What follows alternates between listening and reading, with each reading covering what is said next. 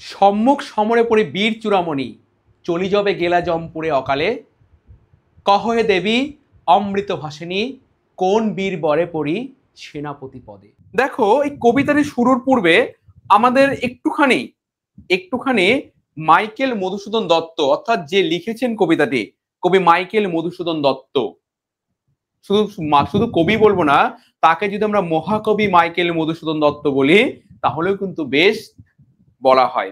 আসলে এই কবি যিনি দত্ত কুলোদ্ভব যাকে বলা হয়, অর্থাৎ দত্ত কুল বংশে যার জন্ম, পিতা রাজনারায়ণ দত্ত, মাতা জাহ্নবী দেবী, এদের ঔরসে এদের গর্ভজাত সন্তান কবি মাইকেল মধুসূদন দত্ত। যশোর জেলার সাগরদাড়ি গ্রামে যার জন্ম, বাংলাদেশের যশোর জেলার সাগরদাড়ি গ্রামে কপোতাক্ষ নদীর তীরে যার জন্ম। এই কবির কবিতা শুধু কবিতা নয়, যা বাংলা সাহিত্যের এক আকর গ্রন্থ রূপে পরিচিত।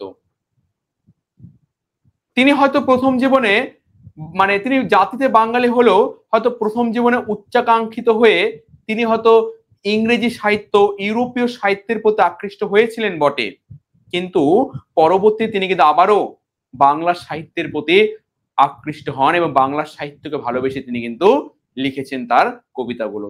তিনি বাংলা মায়ের প্রতি, বঙ্গ জননীর প্রতি তিনি কিন্তু শ্রদ্ধা জানিয়েছেন। জানিয়ে সেই বিখ্যাত কবিতাটি যে রেখমা দাসের মনে এই মিনতি করি পদে সাধিতে মনের স্বাদ ঘটে যদি পরমাৎ মধুহীন করোনাগো তব মন কোকনতে। অর্থাৎ কবি বিদেশ ভ্রমণের পর বিধি সাহিত্যকে জানার পর দেখার পর তিনি যখন দেখলেন যে বিদেশি লেখকরা, কবিরা তাদের মাতৃভূমিকে বন্দনা করেই তারা কবিতা লিখেছেন, তবে আমি কেন আমার বঙ্গ জননী, আমার বঙ্গমাতাকে অবজ্ঞা করে আমি তাদের সাহিত্য ধরবো। তাই এই জ্ঞান নিয়ে তিনি কিন্তু বাংলা সাহিত্য লেখা শুরু করলেন। হ্যাঁ, বলবো তিনি কিন্তু প্রথম জীবনে দুটো কাব্য লিখেছেন, the captive lady, the vision of the past. যখন তিনি তার মাথায় যখন ইংরেজি সাহিত্য লেখার যখন কি বলবো যে ধারণা চলছিল, তিনি মিল্টন, বায়রন, হোমার এই সমস্ত কবিদের দ্বারা প্রভাবিত হয়েছিলেন। আজকের যে আমরা কাব্যটি পড়তে চলেছি অভিষেক, এই কাব্যটি রচনা কিন্তু সেই বিদেশি সাহিত্যিক হোমারের সেই ইলিয়াডের তিনি কিন্তু অনুপ্রেরণা পেয়েছেন, তার মতেই তিনি কিন্তু এই কাব্যের প্লট সাজিয়েছেন।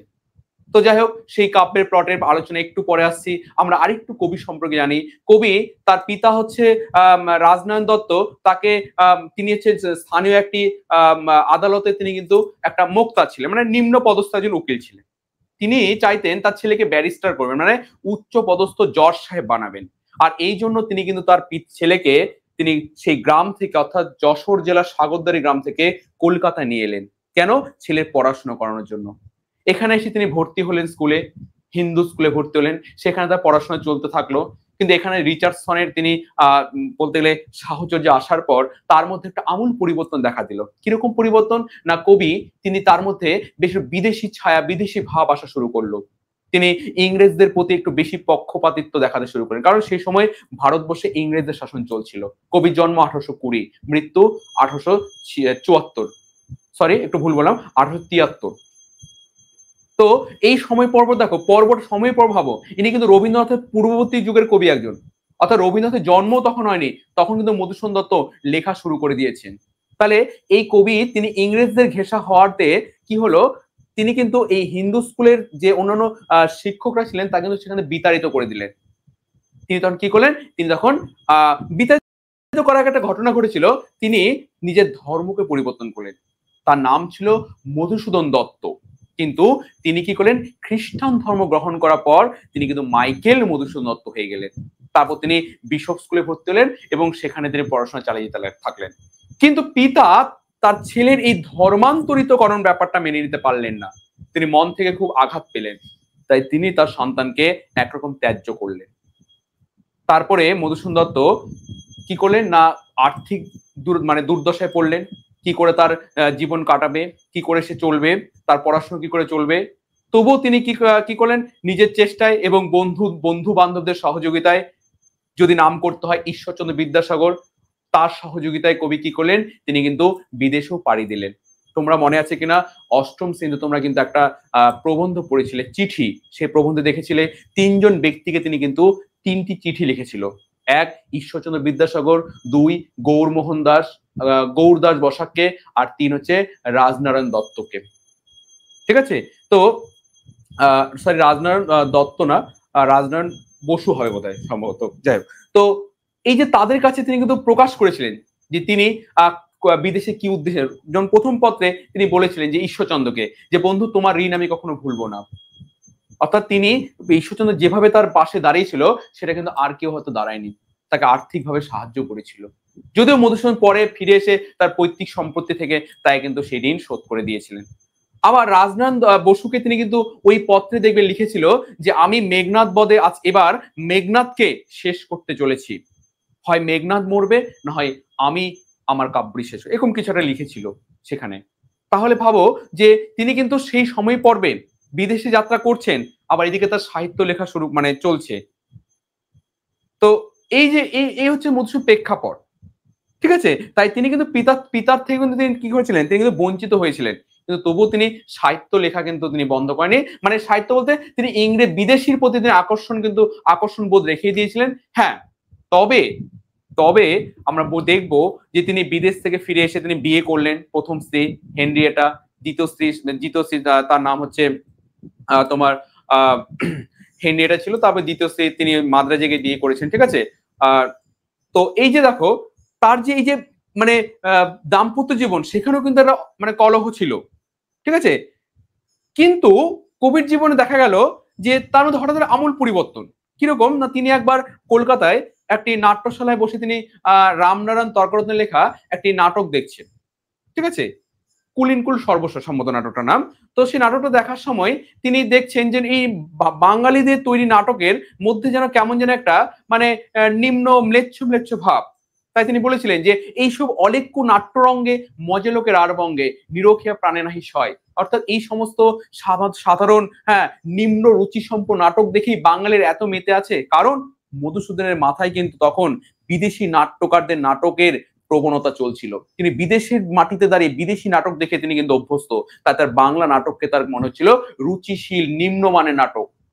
তাই মধুসূদন বললেন যে এর চাইতে আমি ভালো কিছু লেখার চেষ্টা করব। তাই তিনি প্রথম নাটক লিখে শর্মিষ্ঠা, যে নাটক একটি আলোড়ন ফেলেছিল এবং বাংলার সাথে প্রথম একটি আধুনিক ছোঁয়া সম্পন্ন একটি নাটক তিনি তৈরি করেছিলেন। এবং কবি তখন থেকে একটা ধারণা নিয়েছিল যে আমি যদি সাহিত্য লিখি, বাংলা সাহিত্য, সেই সাহিত্য গতানুগতিক সাহিত্য ধারা থেকে একটু অন্যরকম হবে।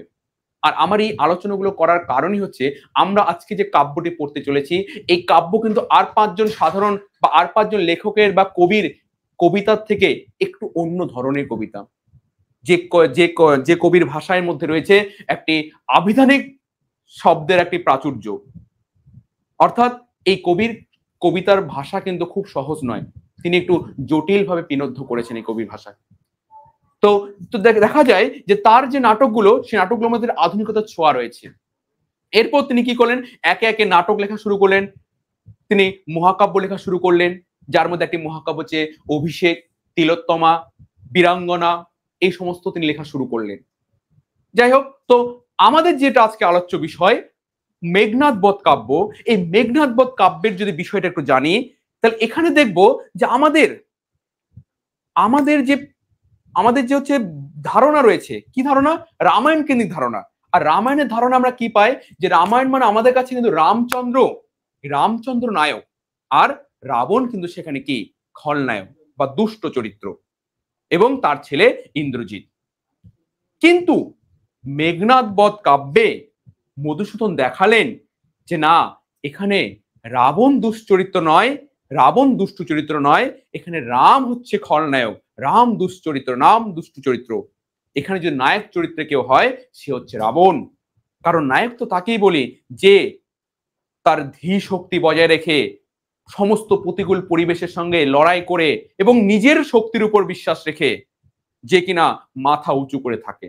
কোন রকম দৈব শক্তি, অতিপ্রাকৃত শক্তি, কোন রকম দুর্বলতা, কোন রকম কপটতা, কোন রকম সটতা, খলতা, এই সবের কিছু আশ্রয় নেয় না, যে কিনা নিজের বাহুবলের উপর ভরসা রেখে শত্রুদের দমনে সে রত থাকে। এবং শেষ রক্তবিন্দু পর্যন্ত যে যুদ্ধে মোতায়েন থাকে, সেই তো নায়ক। এখানে আমরা দেখব মেঘনাদ বধ কাব্যে মধুসূদন ঠিক সেইভাবেই আমাদের রাবণকে এবং তার বীর পুত্র মেঘনাদকে কিন্তু সাজিয়েছেন। এখানে একটু আরেকটু তথ্য আমাদের জানতে হবে, যেটা আমরা অন্যভাবে যদি ভাবি বা আমার ভাবনাতে যদি বলি তোমাদের, যে এখানে রাবণ কেন নায়ক, রামচন্দ্র কেন খলনায়ক। এখানে দেখা যায় মধুসূদন দত্তের সেই সময় উপনিবেশিক ভারতবর্ষের চিত্রটাও তিনি একটু কিন্তু এখানে তার কাজে লেগেছে। অর্থাৎ ভারতবর্ষে ভাবতো তৎকালীন ভারতবর্ষ কারা শাসন করেছে? ইংরেজরা। তারাও ঠিক দেখো যেভাবে সমুদ্র পেরিয়ে, অর্থাৎ ব্রিটেন থেকে তারা সমুদ্র পেরিয়ে আমাদের ভারতবর্ষে এসে উপনিবেশ স্থাপন করেছে, ভারতবর্ষের উপর এসে তাণ্ডব চালিয়েছে। ঠিক একইভাবে খেয়াল করো তো আমাদের রামচন্দ্র, সেও কিন্তু বানর সেনাদের নিয়ে সমুদ্র বন্ধন করে তিনি কি করলেন? লঙ্কায় পৌঁছে গেলেন এবং লঙ্কায় গিয়ে তিনি কিন্তু তাণ্ডব শুরু করলেন বানর সেনাদলকে সাহায্য নিয়ে। একই রকম না?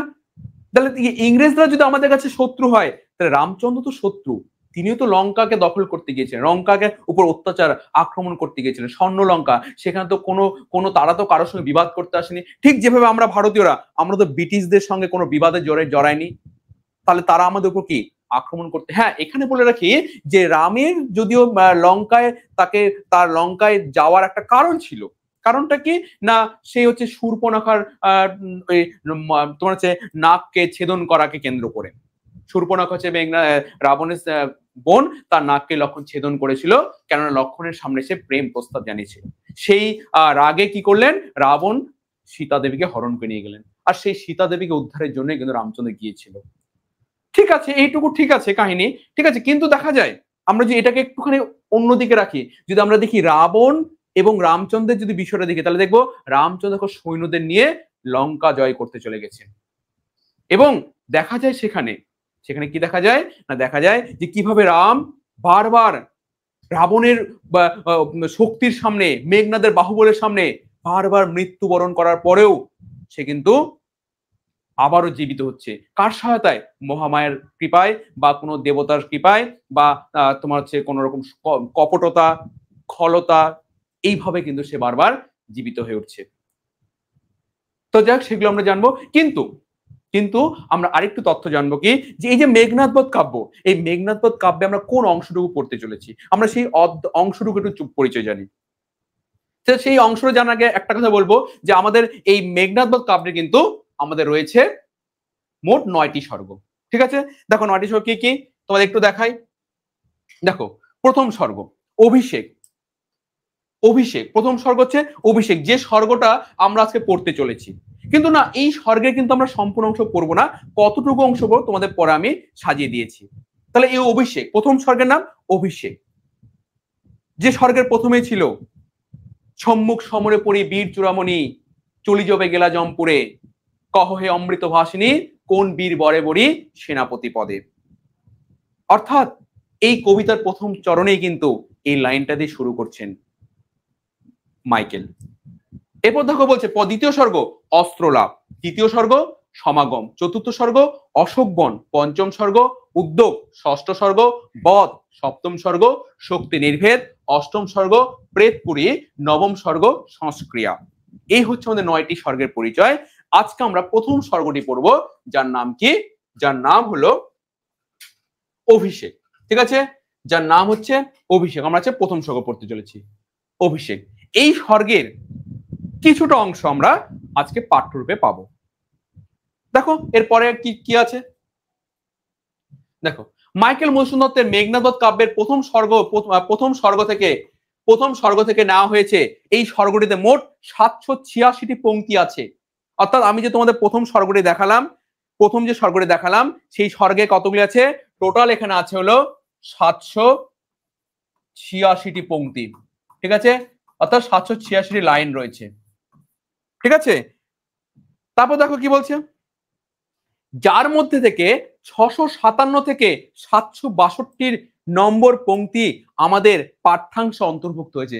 যদি তোমাদের সামনে বইটি থাকে তোমরা দেখে নাও, যে এখানে কিন্তু প্রথম থেকে আমি যে প্রথম লাইনটা বললাম, যে সম্মুখ সমরে পড়ে বীর চূড়ামণি চলি যবে গেলা জমপুরে, এই চরণ থেকে শুরু হয়েছিল মানে কাব্যের প্রথম লাইনটি। কিন্তু আমরা কিন্তু এখান থেকে পাচ্ছি না, আমরা কিন্তু পাচ্ছি একটা অন্য জায়গা থেকে। তারপর দেখো কি বলছে, তাহলে এই পাঠ্যাংশে মোট আমাদের পংক্তি সংখ্যা আছে কত, 106টি। বোঝা গেল আমাদের প্রথম স্বর্গের প্রথম স্বর্গ থেকে নেওয়া পাঠ্যাংশের প্রথম স্বর্গ থেকে, অর্থাৎ 657 থেকে 762 এই এইটুকু পংক্তি কিন্তু আমরা পাঠ্যরূপে পড়বো, যাতে মোট 106টি পংক্তি আছে। এমসিকিউর জন্য এটাও কিন্তু গুরুত্বপূর্ণ একটা প্রশ্ন হতে পারে। তাহলে এই অভিষেক কাব্যে কতগুলি অভিষেক স্বর্গে, প্রথম স্বর্গ অভিষেক স্বর্গে টোটাল 786টি লাইন রয়েছে, যার মধ্যে আমরা 657 থেকে 762 পর্যন্ত আমরা পাঠ্যরূপে পড়বো, অর্থাৎ টোটাল 106টি লাইন। তারপর চলে আসি, দেখো কি আছে, দেখো এই যে আমরা আসছি এবার অভিষেক মূল কবিতায়। কিন্তু হ্যাঁ, এই মূল কবিতা আসার পূর্বে আমাদের কিন্তু এর প্রেক্ষাপটে একটু জানতে হবে। যেহেতু শুরুটা হচ্ছে কোথা থেকে, শুরুটা হচ্ছে দেখো একটা মানে একটু পেছন দিক থেকে, 657 নম্বর লাইন থেকে। তাহলে আগে কি ঘটলো না, একটু তোমাদের কাহিনীটা বলে দিই যে কোথা থেকে এটা শুরু হলো। না বলছে যে আমাদের রামচন্দ্র, আমি প্রথমে বললাম রামচন্দ্র কি করেছে, খল, দুশ্চরিত্র, কপট, মরে যাওয়ার পরও দেবতাদের আশীর্বাদ প্রাপ্ত সে জীবিত হচ্ছে।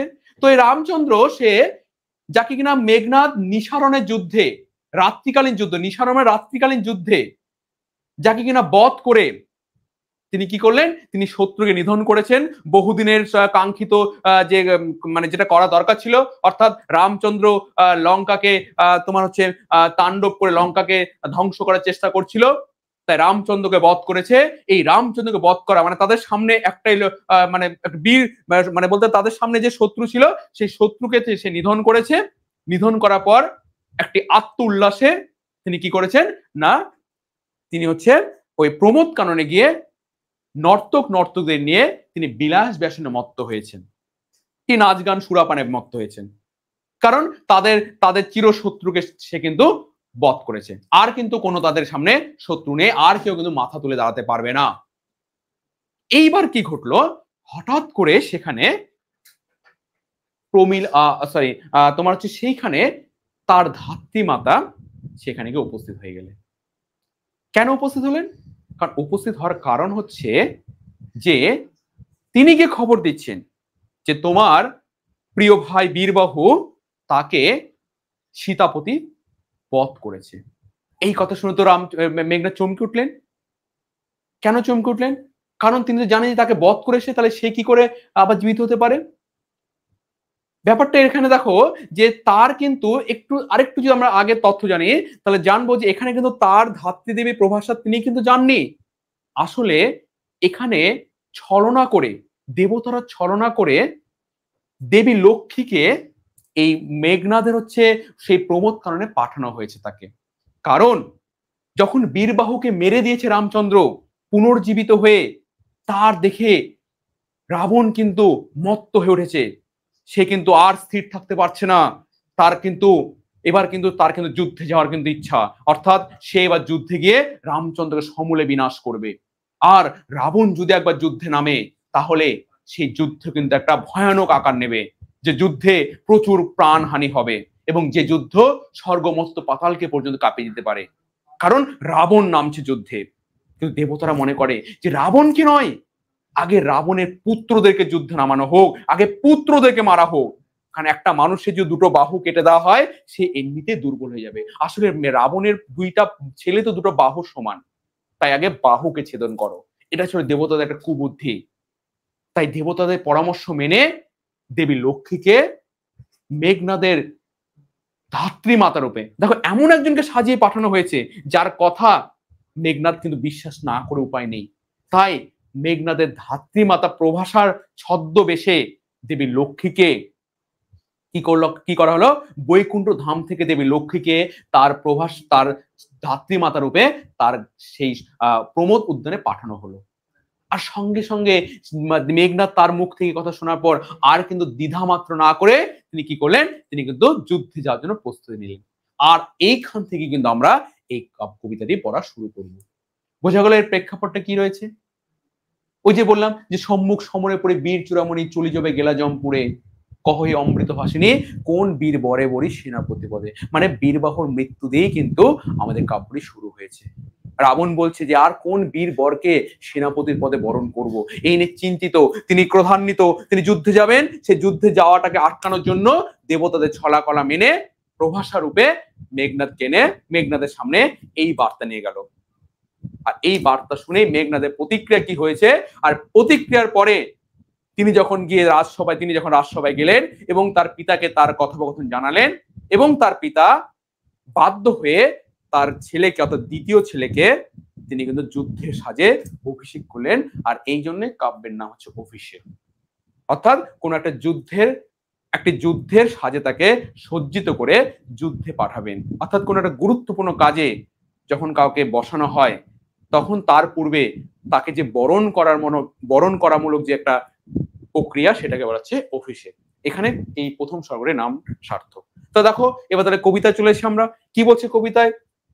তোমরা কেউ মেসেজ করবে না, ঠিক আছে, তোমরা একটু দেখো, আমি তারপর তোমাদের মেসেজ সব দেখবো, ঠিক আছে, একটুখানি কবিতাটা তোমরা বোঝো।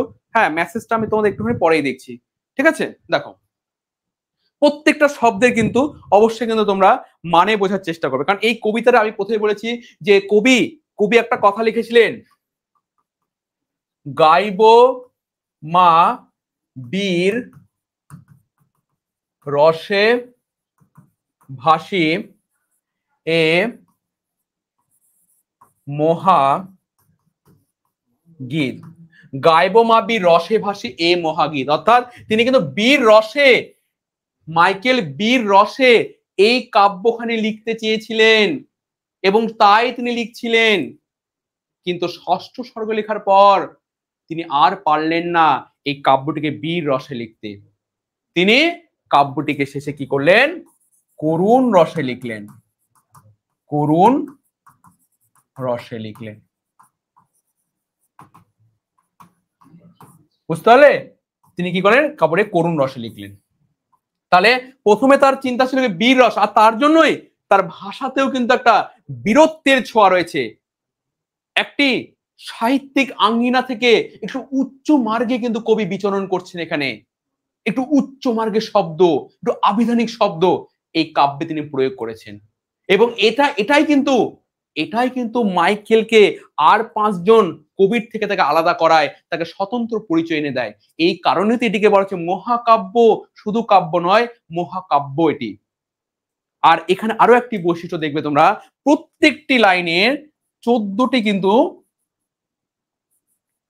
তোমাদের শব্দ রয়েছে, 14টি করে, অর্থাৎ প্রত্যেকটি লাইনে কিন্তু এই 14টি করে কিন্তু তোমাদের মানে শব্দ দল রয়েছে, মানে অক্ষর, এক কথা হলো 14টি অক্ষর রয়েছে, ঠিক আছে। তাহলে এটা কিন্তু খুব একটা সাধারণ কিন্তু কথা নয়, এমন ভাবে শব্দচয়ন করেছেন তিনি যে প্রত্যেকটি চরণে কিন্তু 14টি করে তিনি অক্ষরকে নির্বাচন করেছেন। তাহলে কোন শব্দ প্রয়োগ করতে হবে যার ফলে এই মাত্রাটা ঠিক রাখা যায়, এটা কিন্তু মাইকেল করে দেখিয়েছেন। তাই রবীন্দ্রনাথ পর্যন্ত স্বীকার করে নিয়েছেন, মাইকেলের কাছে তিনি হার মেনে নিয়েছেন। তিনিও বলেছেন মহাকাব্য রচনা সে আমার কম্য নহে।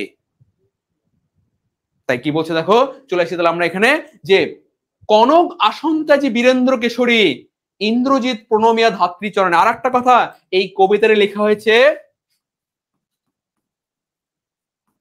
অক্ষরাবৃত্ত ছন্দে, ঠিক আছে, যার মানে হচ্ছে, এর মানে কি বলতো, সরি একটু ভুল বললাম,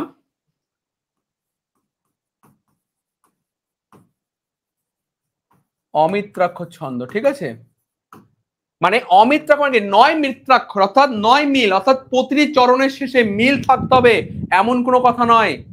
অমিত্রাক্ষর 9 মিত্রা, অর্থাৎ 9 মিল।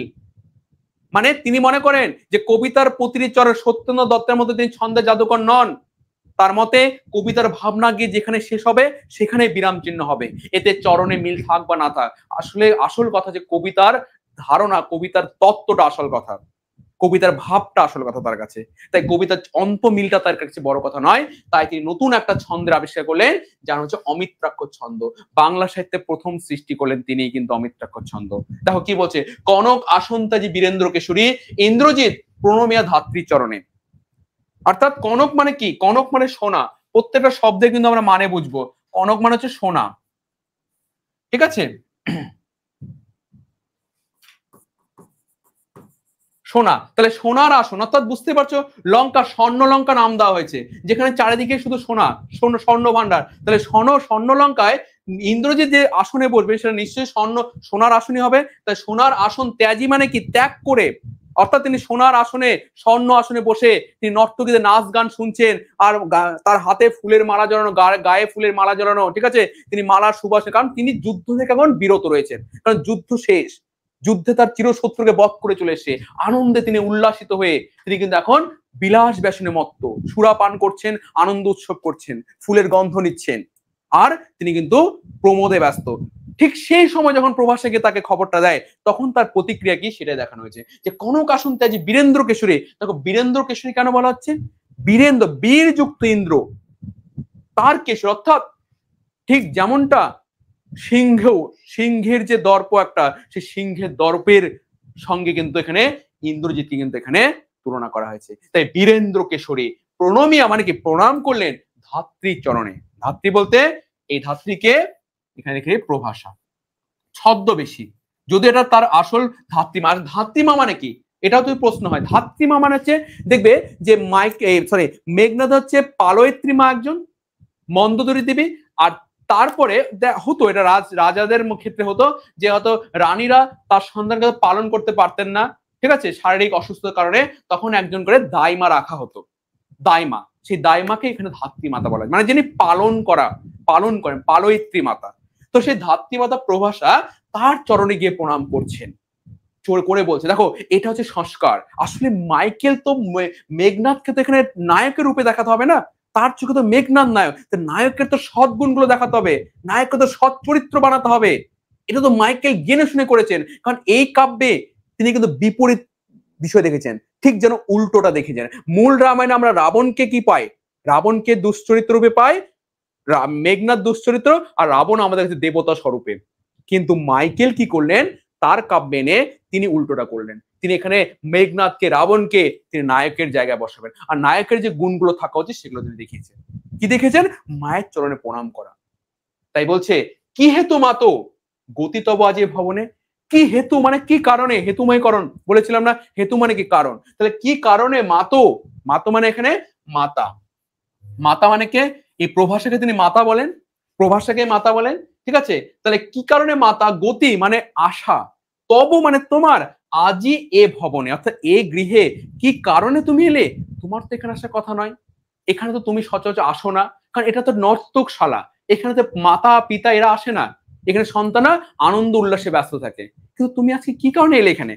মনে করো তুমি একটা কর্মক্ষেত্রে কাজ করছো, হঠাৎ করে সেখানে তোমার বাবা গিয়ে হাজির একদিন, অতর্কিত হবে, মানে সেখানে তো তোমার বাবার সেদিন যাওয়ার কথা না বা আসার কথা না, তোমার হয়তো ইউনিভার্সিটি গিয়ে তোমার বাবা হাজির, বা তোমার কলেজে গিয়ে তোমার বাবা চলে গেছে, কিংবা বাবা তুমি চলে এসেছো এখানে, তোমার তো এখানে কলেজে আসার কথা নয়, বা তুমি আসবে তো ফোন করে, তাহলে কিছু হয়েছে কি, মার কিছু হয়েছে, বাড়িতে কিছু হয়েছে, হঠাৎ তুমি এখানে চলে এসছো, তোমার কাছে টেনশন হবে, একটা উদ্বেগ হবে। এখানে ইন্দ্রজিৎ কিন্তু সেই উদ্বেগটা দেখা দিয়েছে। তাই বলছে যে কি হেতু মাতো গতিতবাজি ভবনে, কহ দাসে লঙ্কার কুশল, এই দাসকে, অর্থাৎ মেঘনাথ তার মায়ের কাছে নিজেকে দাস বলছে, যে দাসকে কহ লঙ্কার কুশল, কুশল মানে হচ্ছে সুসংবাদ, সুসংবাদ, অর্থাৎ কুশল বার্তা বলো, লঙ্কার কুশল বলো, লঙ্কার সব ভালো তো, অর্থাৎ লঙ্কার রাজসভা থেকে মেঘনাথ একটু অন্যত্র গিয়ে তিনি কিন্তু বিলাস ব্যসনে ব্যস্ত, বলছি লঙ্কার সবকিছু ভালো তো, না জানি কেউ এবার বিপদ ঘটলো। শিরোচুম্বী ছদ্মবেশী অম্বুরাশি সুতা, দেখো এই যে এখানে প্রমাণ প্রকাশ করছে, অম্বুরাশি সুতা, অম্বু মানে কি, দেখো এখানে মানেটা বলে দিই, অম্বু মানে হচ্ছে জল, আর রাশি মানে হচ্ছে কি, মানে জলরাশি, মানে এক কথায় রাশি মানে হচ্ছে অনেকগুলো, ঠিক আছে, একবারে লিখে দিই অম্বু রাশি, তাহলে এক কথায় জল রাশি, বা ব্যাকেটে আমরা যে বলি সমুদ্র। তাহলে দেখো অম্বু রাশি মানে কি, সমুদ্র, ক্লিয়ার এটুকু। সুতা, সুতা মানে কি, সুতো মানে ছেলে, সুতা মানে মেয়ে, তাহলে সুতা মানে কি, সুতা সমান সমান কন্যা, ঠিক আছে। তাহলে সমুদ্র কন্যা, কে সমুদ্র কন্যা, না এই এখানে বলা হবে সমুদ্র, হ্যাঁ তোমরা তো ভাবছো পদ্মাবতী, সরি পদ্মা, আসলে পদ্মা না, এখানে আমরা বলবো ইন্দিরা, অর্থাৎ দেবী লক্ষ্মীকান সমুদ্র মন্থনে দেবী লক্ষ্মীর উৎপত্তি বা জন্ম। তো এখানে কে দেবী সমুদ্র কন্যা লক্ষ্মী, বোঝা গেল? এখানে দেবী লক্ষ্মীর কথা বলা আছে। এই দেবী লক্ষ্মী সে কিন্তু অম্বুরাশি সুতা বলে এখানে পরিচিত, বোঝা গেল? তাহলে কি বলছে, চিরচুম্বী ছদ্মবেশী অম্বরে সুতা, ওই দেবী লক্ষ্মীকেই কি করা হয়েছিল, বৈকুণ্ঠ থেকে তাকে তোমার হচ্ছে ওই ইন্দ্রজিতের ধাত্রীমাতা ছদ্মবেশে তাকে কিন্তু পাঠানো হয়েছিল। তাই বলছে ধাত্রীমাতা কি করলেন, কি করলেন না, শিরচুম্বন অর্থাৎ তার পুত্রের মাথায় চুম্বন করে উত্তরিলা মানে বললেন, হাই পুত্র কি আর কহিব কনক লঙ্কার দশা। বলছে ওহে পুত্র আর কি বলবো এই কনক লঙ্কার দশা, আর কিছু বলার নেই। মানে তিনি কিন্তু এখন বিমর্ষ হয়ে কিন্তু এসেছেন, বুঝতে পারলেন? দেখো, হাই পুত্র কি আর কহিব কনক লঙ্কার দশা, বলছে তোমাকে কি আর কনক লঙ্কার দশা বলবো। ঘোরতর রণে হত প্রিয় ভাই তব বীর বাহু বলি, বলছে ঘোরতর রণ অর্থাৎ ভীষণ যুদ্ধে, এখানে ঘোরতর রণে মানে কি ভীষণ যুদ্ধ, ঠিক আছে, ভীষণ যুদ্ধ, ঘোরতর যুদ্ধ মানে ভীষণ যুদ্ধে, হত, হত মানে কি মৃত, হত মানে হচ্ছে মৃত, প্রিয় ভাই তব বীরবাহু বলি, তোমার প্রিয় ভাই বীরবাহু মৃত। কি যুদ্ধে, ঘোরতর রণ অর্থাৎ ভীষণ যুদ্ধে তোমার প্রিয় ভাই বীরবাহু সে মারা গেছে। তার শোকে মহাশোকে রাক্ষসাধিপতি সসৈন্যে সাজেনাজি যুজিতা আপনি, অর্থাৎ তার শোকে, কার শোকে না, তোমার প্রিয় ভাই বীরবাহু, এই বীরবাহুর মৃত্যুতে তোমার পিতা রাবণ আজ সসৈন্যে সাজেন, অর্থাৎ সেনাদেরকে নিয়ে সেজে উঠছেন। কেন না, বলছে সাজেনে যুজিতে, যুজিতে মানে কি যুদ্ধ করতে, যুদ্ধ করতে, তাহলে যুদ্ধ করতে আপনার তিনি নিজে আজকে যুদ্ধ করতে সেজে উঠেছেন। তাই বলছে যে তোমাকে আর কি বলবো কনকলঙ্কার দশা, তোমার প্রিয় ভাই ঘোরতর রণে নিহত হয়েছে, তাই তোমার পিতা সে নিজে আজকে যুদ্ধে যাওয়ার জন্য প্রস্তুতি নিচ্ছে। বুঝতে পারলে? আসলে এইটাই তো জানানো দরকার ছিল মেঘনাদকে, কারণ জানতো দেবতারা যে মেঘনাদ যখন শুনবে তার পিতা যুদ্ধে যাচ্ছে নিজের সন্তানকে রেখে, যে ঘরে একজন উপযুক্ত সন্তান রয়েছে তাকে রেখে যখন পিতা যাবে তাহলে সন্তানের কাছে এটা লাঞ্ছনা লেগে যাবে। তাই কখনোই মেঘনাদ এটা মেনে নিতে পারবে না যে পিতা যাক আমি এখানে আনন্দ করি। তাই মেঘনাদ এই কথা শোনা মাত্র সে তৎক্ষণাৎ পিতার কাছে গিয়ে আদেশ নিয়ে সে যুদ্ধে যাবে, আর যুদ্ধে গিয়েই তো তাকে মেরে ফেলবো আমরা, তারপর রাবণকে মারা সহজ হয়ে যাবে। এটাই ছিল দেবতাদের পরিকল্পনা। তাই কি ঘটলো, এই কথা শুনে কিন্তু যেটা হওয়ার কথা সেটাই ঘটলো। দেখো কি বলছে,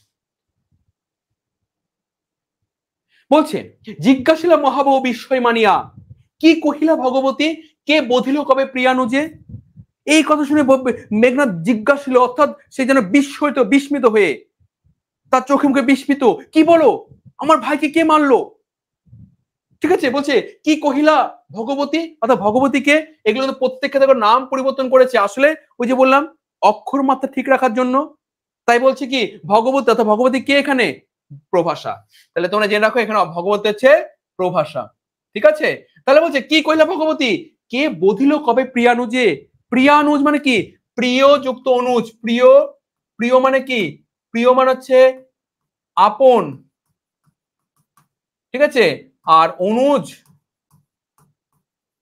অনুজ মানে হচ্ছে ভাই, অনুজ অনুতে জন্মে যে, শব্দটাকে যদি সমাস করি অনুতে জন্ম যার, অর্থাৎ অনু মানে পরে, তোমার পরে যার জন্ম সে তো তোমার অনুজি হবে, মানে তোমার ভাই। কি বলছে যে কে বধিল কবে প্রিয়ানুজ, অর্থাৎ আমার বীর, আমার ভাই বীরবাহুকে, এখানে প্রিয়ানুজ মানে কি বীরবাহু, ঠিক আছে। কে কবে বধিল আমার প্রিয়ানুজে, নিঃসরণে সংহারিন আমি রঘুবরে খণ্ড খণ্ড করিয়া কাটিনু বড়শি প্রচন্ড স্বর বৈরী দলে। তবে বারতা, এই অদ্ভুত বারতা, বলছে যে মেঘনাদের মধ্যে তখনই সঙ্গে সঙ্গে একজন শত্রুর কথা তো মাথায় চলে এসেছে, কারণ এই দেশে এই রাজ্যে যদি কেউ শত্রু থাকে আমার প্রিয় ভাইকে যদি, সে আর কেউ নয় সে রঘুবর অর্থাৎ রামচন্দ্র। কিন্তু রামচন্দ্রকে তো আমি মেরে এসেছি, সে কি করে মারতে পারে, তার তো জীবিত হওয়ার কথা নয়। তাই বলছে, দেখো সেই কথাটা সে উল্লেখ করেছে যে নিশারণ অর্থাৎ রাত্রিবেলার যুদ্ধে সংহারিণী মানে আমি হত্যা করলাম রঘুবর, অর্থাৎ রঘুবর কে এখানে? রামচন্দ্র। এখানে রঘুবর হচ্ছে রামচন্দ্র। তারপর বলছে সংহারিণী রঘুবরে খন্ড খন্ড, অর্থাৎ তাকে খন্ড খন্ড, শুধু মারেনি তাকে, খন্ড খন্ড করিয়া কাটিনো বরশি প্রচন্ড স্বর বৈরী দলে। তবে এ বার্তা, এ অদ্ভুত বার্তা জননী কোথায় পাইলে তুমি? তাহলে বলো এই বার্তা মানে এই কথা, এই খবর তুমি কোথায় পাইলে? কোথায় পাইলে তুমি খবর? কে তোমাকে দিলে খবর? তুমি আমাকে বলো। এটা তো হওয়ার কথা নয়। রামচন্দ্র তো মারতে পারে না, কারণ তাকে তুমি বধ করে এসছি। তাহলে এই খবর তুমি কোথায় পেলে? কহো কহো, মানে তাকে ঝাঁকিয়ে হতে বলছে, বলো তুমি জননী বলো, এই খবর তোমাকে কে দিল? সত্যি কি তাই আমার বীরবাহু আমার ভাইকে বধ করেছে? আমি কি শুনছি? দেখো, রত্নাকর রত্নোত্তমা ইন্দিরা সুন্দরী উত্তরিলা। এবার মেঘনাদের কথা প্রসঙ্গে তাকে উত্তর দিতেই হবে। তাই দেখো বলছে রত্নাকর, এই কথাগুলো মানে বুঝবে। রত্নাকর মানে কি? রত্নাকর সমান সমান রত্ন, আমি দেখো শব্দটাকে ভেঙে দেয়, রত্ন যোগ আকর। অর্থাৎ রত্ন মানে কি? মূল্যবান বস্তু, আকর মানে খনি। তাহলে মূল্যবান বস্তুর যে খনি সেটা কি বলা হয়? রত্নাকর। ঠিক আছে? রত্নাকর রত্নোত্তম, অর্থাৎ রত্নোত্তম মানে কি? উৎকৃষ্ট রত্ন যেটা। রত্নোত্তম মানে কি?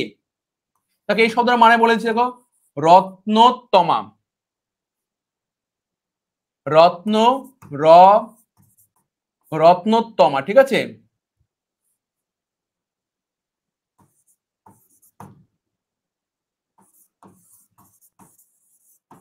মানে রত্ন যুক্ত উত্তমা মানে কি? উৎকৃষ্ট রত্ন যেটি। ইন্দিরা সুন্দরী, অর্থাৎ দেখো ইন্দিরা সুন্দরী অর্থাৎ দেবী লক্ষ্মী, যাকে ইন্দিরাও বলা হয়। ঠিক আছে? এই ইন্দিরা সুন্দরী যাকে কিনা কি বলা আছে? রত্নাকর রত্নোত্তম, অর্থাৎ রত্নদের মধ্যে উৎকৃষ্ট রত্ন যে, সেই হচ্ছে ইন্দিরা। দেখো তাকে কত সুন্দর বিশেষণে প্রয়োগ করেছেন মাইকেল। তাহলে এখানে এই কথাটার মানে কি? এর মানে একজনকে বোঝাচ্ছে, সেটা হচ্ছে দেবী লক্ষ্মী। ঠিক আছে? দেবী লক্ষ্মী, আর কেউ না। এখানে কিন্তু দেবী লক্ষ্মীকে বোঝানো হয়েছে। বোঝা গেল?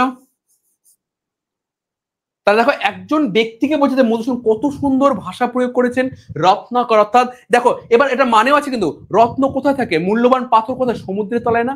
দেবীর জন্ম কোথায়? দেখো একটু আগে কি বললাম, সমুদ্র থেকে জন্ম দেবীর।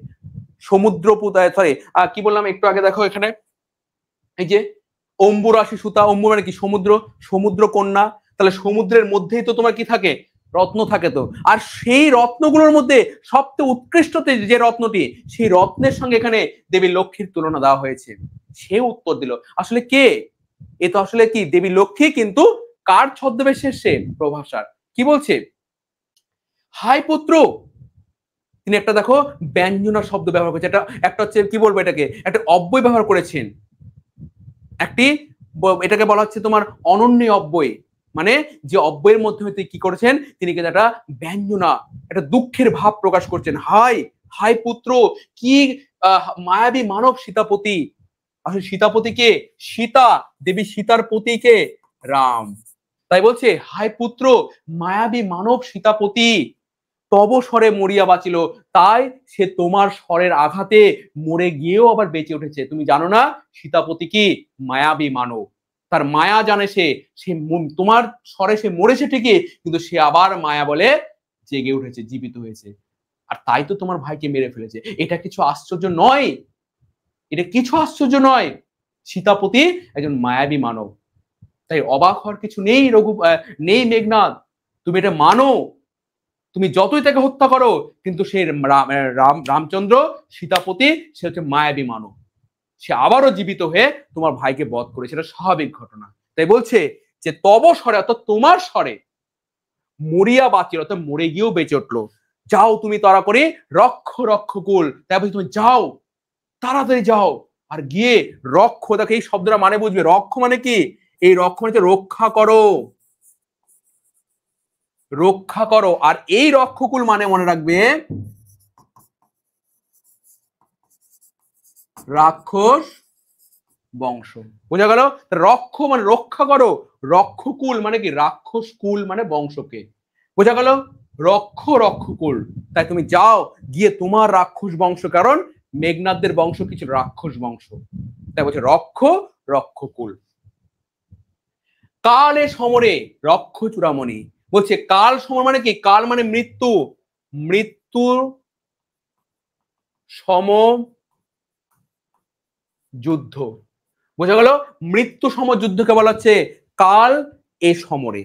এ কাল সমর, অর্থাৎ এই মৃত্যু সম যুদ্ধে রক্ষ মানে রক্ষা করো, সরি রক্ষ চূড়ামণি, অর্থাৎ রাক্ষসদের চূড়ামণি তুমি, অর্থাৎ রাক্ষস বংশের এখন একমাত্র চূড়ামণি তুমি শীর্ষে রয়েছো, কারণ তুমি আগামী দিনে যুবরাজ হতে চলেছো।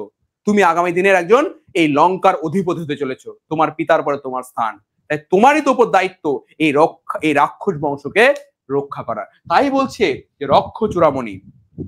ছিরিলা কুসুমদাম, এই কথা শুনে মেঘনাদ কা স্থির থাকতে পারে? সে তো বলতে গেলে একরকম পাগল হয়ে গেছে, উন্মাদ হয়ে গেছে, যে এত বড় লাঞ্ছনা, এত বড় তার শক্তি, আমি যাকে বধ করেছি সে আবার জীবিত হয়ে উঠেছে, আবার আমার ভাইকে হত্যা করেছে, আর সেই শোকে আমার পিতা যুদ্ধে যাচ্ছে, হাই এর থেকে আমার মৃত্যু হলো না কেন? তাই তিনি কিন্তু আর এখানে স্থির থাকতে পারছে না। তার নাচ গান নর্তকী সুরা সব ত্যাগ করে তিনি হাতে যে ফুলের মালা জড়ানো রয়েছে সেই মালা তিনি ছিন্ন করে ফেলে দিলেন। তাই বলছে ছিরিলা কুসুমদাম রোষে মহাবলী, অর্থাৎ রাগের চোটে তিনি কি করলেন? কুসুমদাম মানে হচ্ছে ফুলের মালা, মানে ফুলের যে অলংকার গুলো তিনি, ঠিক আছে, ফুলের অলংকার, ঠিক আছে, ফুলের অলংকার। তাই বলছে যে ছিরিলা কুসুমদাম, ঠিক আছে, ছিরিলা কুসুমদাম অর্থাৎ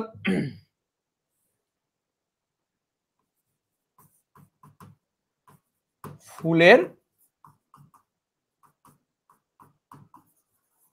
অলংকার, ঠিক আছে। মেঘনাদ ফেলাইলা কনক বলে, কনক মানে কি? সোনার বলয়, অর্থাৎ সোনার বালা পড়েছিলেন, কারণ ওই যে বললাম স্বর্ণ লঙ্কা সবই তো সোনা, তাই বড় বড় সোনার বালা তিনি হাতে পড়েছিলেন, আসলে কি রাজপুত্র তো। তাই বলছে কনক বলে গুলো সে কিগুলো হাত থেকে খুলে ফেলে দেয়, কারণ ওগুলো যুদ্ধের সাজ নয়, যুদ্ধের সাজ ফুলের মালা নয়, যুদ্ধের সাজ কনক বলে নয়, যুদ্ধের সাজ হবে আলাদা কিছু। তাই কি করলেন? তিনি হাতের সেই ফুলের মালা খুলে ফেললেন, তিনি কনক বলে দূরে ফেলে দিলেন। পদতলে পরি শোভিল কুণ্ডল যথা অশোকের ফুল, অশোকের তলা আভাময়। আর সেই সব যখন পায়ের তলায় পড়লো, ওই পড়ে থাকাকেও কবি দেখো কত সুন্দর বর্ণনা দিয়েছেন। কি বলেছে না? বলছে যে ঠিক যেমনটা অশোকের ফুল, অর্থাৎ অশোক গাছের ফুল, অশোক গাছের তলায় পড়ে থাকলে যেমনটা আভাময় মনে হয়। তোমরা যেমন এখন দেখবে যে শিউলি ফুল দেখেছো তো, শিউলি ফুল দেখবে গাছতলায় পড়ে থাকলে যতটা সুন্দর দেখা যায়, সেই শিউলি ফুলের মতো তার হাতের সেই হচ্ছে ফুলের তোড়া, তার হাতের সে হচ্ছে সোনার অলংকার গুলো তার পায়ের তলায় যেন শোভা পাচ্ছে। আমরা জিনিস ছিটিয়ে দিলে কি হবে? দেখতে বিশ্রী লাগে, কিন্তু মাইকেল দেখিয়েছে যে মেঘনাদ যে বস্তুগুলো ছিঁড়ে ফেলে দিয়েছে সেগুলো বিশ্রী নয়, বরং সেগুলো শোভা দিচ্ছে। কেমন শোভা? যেমনটা অশোকের ফুল অশোকের তলায় আভাময় হয়, ঠিক তেমন শোভা দিচ্ছে। তারপরে দেখো কি বলছে, ধিক মোরে, নিজেকে ধিক্কার দিচ্ছে, ছি ধিক মোরে কহিলা গম্ভীরে কুমার, ঠিক মোরে, হা ধিক মোরে, আবারও তিনি বলছে হা ধিক মোরে, অর্থাৎ নিজেকে ধিক্কার। কেন? বলছে বৈরী দল বেড়ে স্বর্ণ লাগা, বৈরী মানে কি? শত্রু, বৈরী দল মানে শত্রু দল, ঠিক আছে, শত্রু দল। তার বলছে বৈরী দল বেড়ে স্বর্ণলঙ্কা, অর্থাৎ ওইদিকে শত্রুরা আমার স্বর্ণলঙ্কা, বেড়ে মানে কি? বেড়ে মানে হচ্ছে বেষ্টন করে রয়েছে, মানে ঘিরে রয়েছে, বেষ্টন বা ঘিরে থাকা,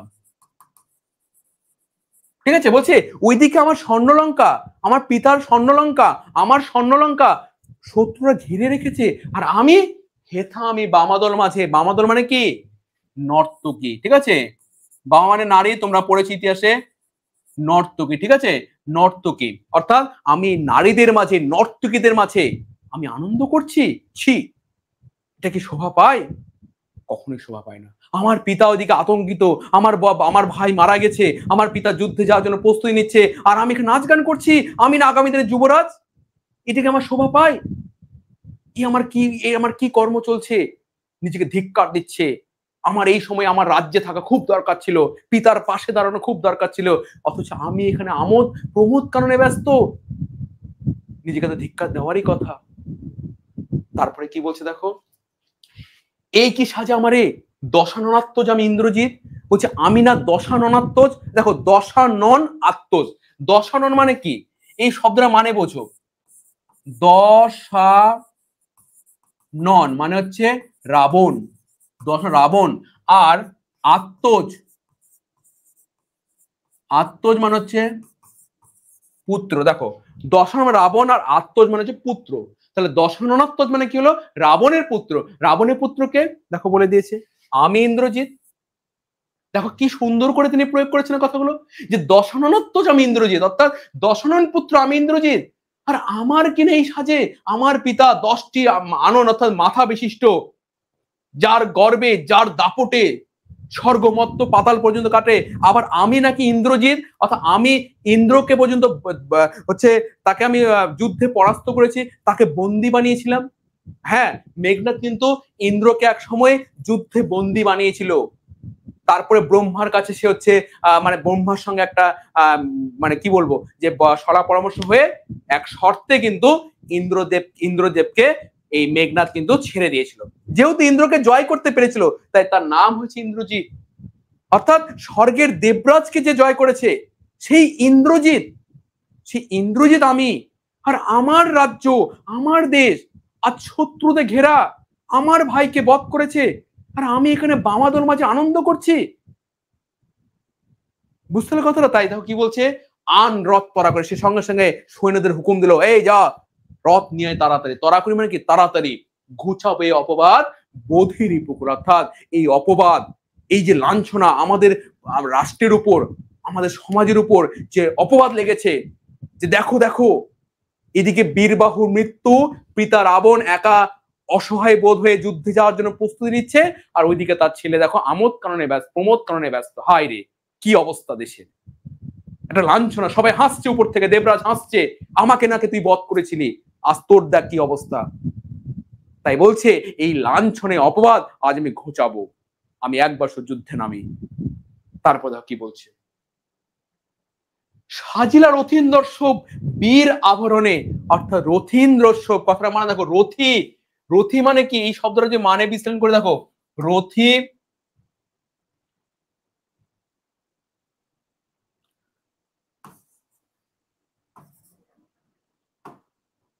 রথী মানে কি, রথারোহী, ঠিক আছে, রথারোহী মানে রথ নিয়ে যারা যুদ্ধ করে। রথীন্দ্র, আর ইন্দ্র মানে কি, এখানে ইন্দ্র মানে হচ্ছে শ্রেষ্ঠ, অর্থাৎ রথ নিয়ে যারা যুদ্ধ করে তাদের মধ্যে শ্রেষ্ঠ রথীন্দ্রস্ব, অর্থাৎ রথ নিয়ে যারা যুদ্ধ করে সেই রথারোহীদের মধ্যে শ্রেষ্ঠ, শ্রেষ্ঠকে না আমাদের মেঘনাদ। তাহলে এখানে কি হলো, রথারোহীদের মধ্যে শ্রেষ্ঠ শব্দটা মানে বোঝা গেল রথীন্দ্রস্ব। তাই বলছে রথারোহীদের মধ্যে, অর্থাৎ মেঘনাদ রথ নিয়ে যুদ্ধ করে, তাই তাদের মধ্যে শ্রেষ্ঠ বীর আবরণে সাজিয়ে উঠলো। তাহলে মেঘনাদ কি করলো, এবার কিন্তু তার যুদ্ধের সাজে সে সাজছে, তাকে সে সৈন্যদের রথ আনতে বললো, আনতে বলে সে নিজেকে কি করলো, এবার যুদ্ধের সাজে সাজিয়ে তুলছে, কারণ সে তো যুদ্ধে যাবে এবার। তাই কি বলতে হবে, এই যুদ্ধের সাজকে এখানে কবি দেখো দুজন ব্যক্তির সঙ্গে তুলনা করেছে। কিরকম তুলনা দেখো, বলছে হৈমবতী সুত যথা নাসিতে তারকাসুর, তারকে মহাসুর। হৈমবতী সুত এই শব্দটা মানে কি, হৈমবতী সুত দেখো,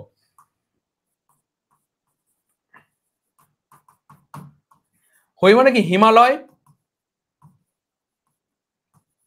হিমালয় ঠিক আছে, আর বতী মানে কি কন্যা, তাহলে হিমালয় কন্যা, ঠিক আছে, মানে এক কথা, সরি একটু একটু উল্টো হলো, হৈমবতী মানে হচ্ছে এখানে এক কথায় হিমালয়, ঠিক আছে, হিমালয় এবং মানে মেনকা দুজনের গর্ভজাত।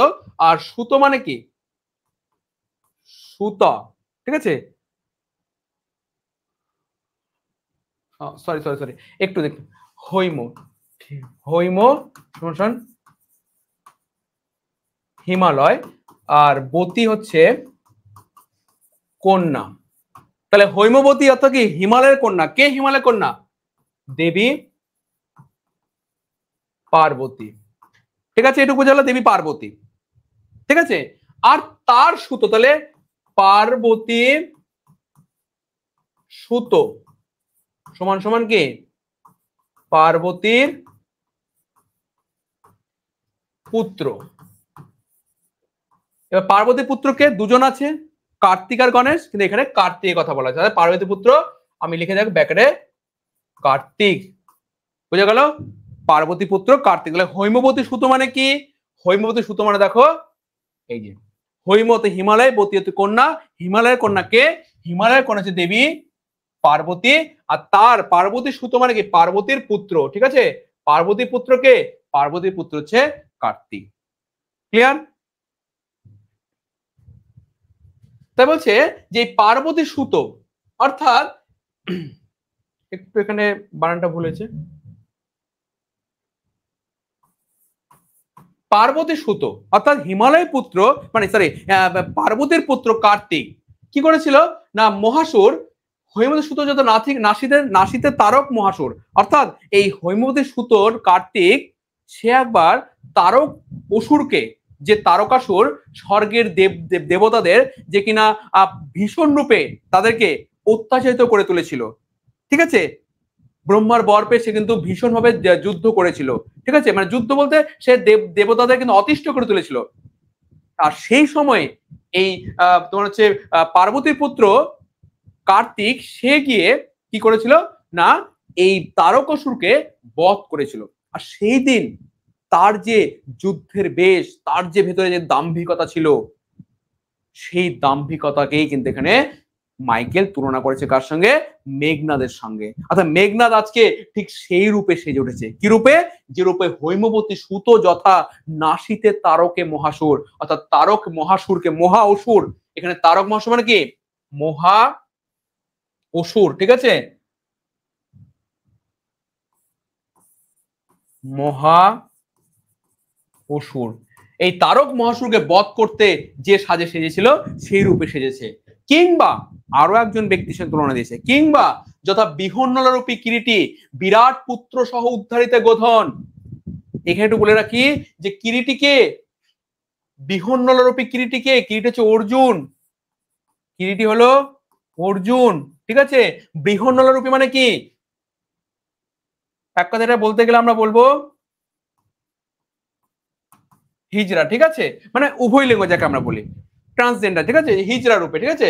তাহলে এই বৃহন্নলা রূপে সে যেভাবে বিরাট পুত্র সহ উদ্ধারিত গোধন। এখানে একটু কাহিনী একটু বলি যে যখন এই পঞ্চ পাণ্ডবেরা যখন অজ্ঞাতবাসে ছিল, কিরকম অজ্ঞাতবাস না দুর্যোধন তাদেরকে মারার জন্য তাদের কিন্তু একটা বাড়িতে তাদের রেখেছিল, ঠিক আছে?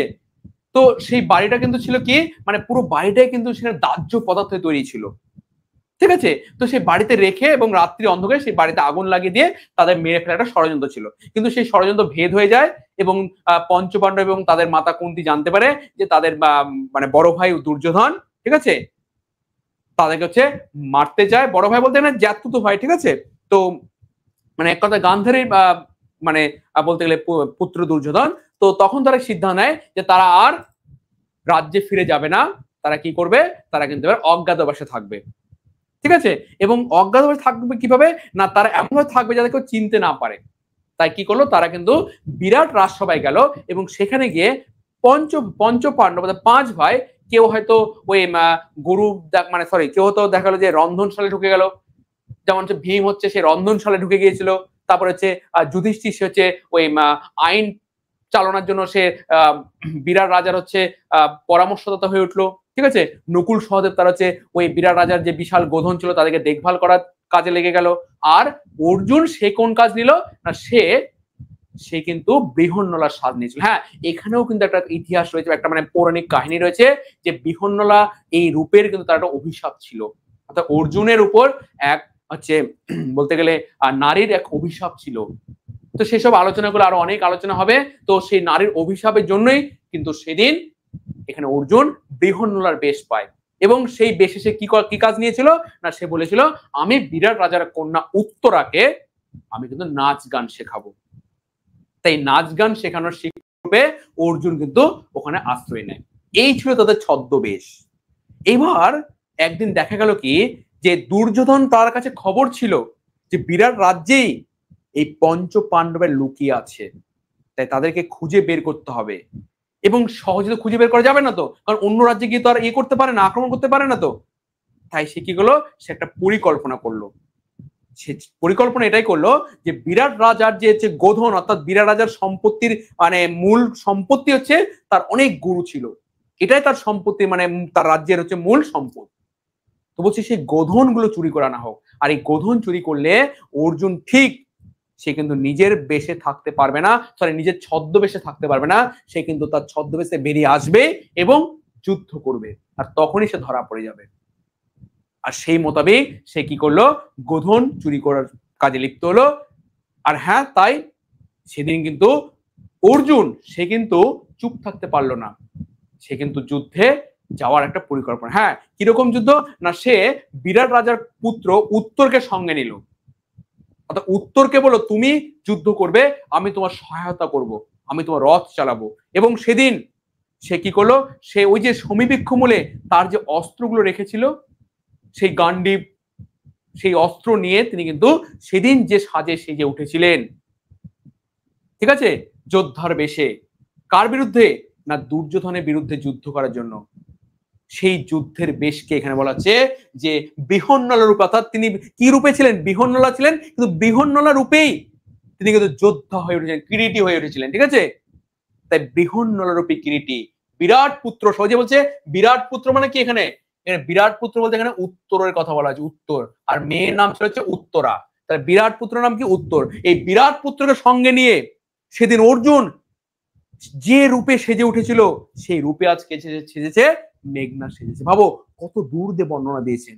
তাহলে প্রথম বর্ণনা কার সঙ্গে দিলেন, হৈমবতী সুত যথা নাসির তারকাসুর, অর্থাৎ হৈমবতী সুত মানে কার্তিকের সঙ্গে, আর দ্বিতীয়ত কি বৃহন্নলারূপী কিরীটী অর্থাৎ অর্জুনের সঙ্গে তুলনা দিয়েছেন। বোঝা গেল। সাজিলা সুর সমীবৃক্ষমূল, অর্থাৎ সুর, অর্থাৎ কি সুর মানে কি, এখানে সুর বলতে এখানে অর্জুন, সুর হচ্ছে এখানে অর্জুন, ঠিক আছে। অর্থাৎ সেদিন অর্জুন যেভাবে সমীবৃক্ষের মূলে, অর্থাৎ তারা সমীবৃক্ষের গাছে তারা কিন্তু অস্ত্র লুকিয়ে রেখেছিল, তো সেই অস্ত্র তারা কিন্তু মানে সরি সেই অস্ত্র সেদিন সে নিয়ে যে রূপে সেজে উঠেছিল, ওই গোধন মানে কি ওই গরুগুলো উদ্ধারের জন্য, সেই রূপে আজকে আমাদের কে মেঘনা সেজেছে। দেখো তারপর বলছে মেঘবর্ণ রথ চক্র বিজুলির ছটা, অর্থাৎ তার মেঘের, তার রথের বর্ণ কেমন, মেঘের মতো বর্ণ, সাদা মেঘের মতো বর্ণ, আর চক্র বিজলির ছটা, অর্থাৎ চাকা থেকে যেন বিজলি ছুটছে, মানে আকাশের বিজলি, অর্থাৎ তড়িৎ, মানে আকাশের তড়িৎ ছুটছে তার চাকা থেকে। ধ্বজ ইন্দ্রচাপে, অর্থাৎ তার পতাকা, অর্থাৎ তার ধ্বজ মানে কি পতাকা, অর্থাৎ প্রত্যেকের রথের সঙ্গে একটা পতাকা থাকে, তাহলে মেঘনাদের রথের পতাকা কি, এটাও প্রশ্ন হতে পারে। ইন্দ্রচাপরূপ, অর্থাৎ মেঘনাদের রথের পতাকা ছিল ইন্দ্রচাপরূপ, অর্থাৎ রামধনু রঙের, এটা মনে রাখবে, রামধনু রং, ঠিক আছে। ইন্দ্রচাপরূপ মানে কি রামধনু রঙের পতাকা ছিল, ঠিক আছে। তুরঙ্গম বেগে, অর্থাৎ তুরঙ্গম বেগে আশুগতি, অর্থাৎ রথ এলো, ওই যে রথ আনতে বলেছে, তাই তুরঙ্গম বেগে ধ্বজা উড়িয়ে রথ মেঘনাদের সামনে এসে হাজির হলো।